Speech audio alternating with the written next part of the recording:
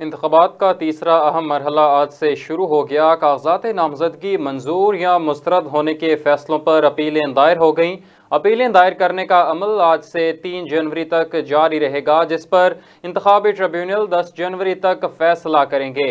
N اے 58 اور 90 میاں والی سے تحریک انصاف کے امیدوار عمیر خان نیازی نے اپیل دائر کی، جو سماعت کے لیے منظور کر لی گئی۔ وائس چیئرمین تحریک انصاف شاہ محمود قریشی کی جانب سے بھی حلقہ این اے 151 اور 150 اور این اے 214 تھر پارکر میں کاغذات نامزدگی مسترد ہونے کے خلاف اپیل دائر کی گئی۔ زین قریشی اور مہربانو قریشی نے بھی کاغذات مسترد ہونے کے خلاف اپیلیں دائر کر دیں۔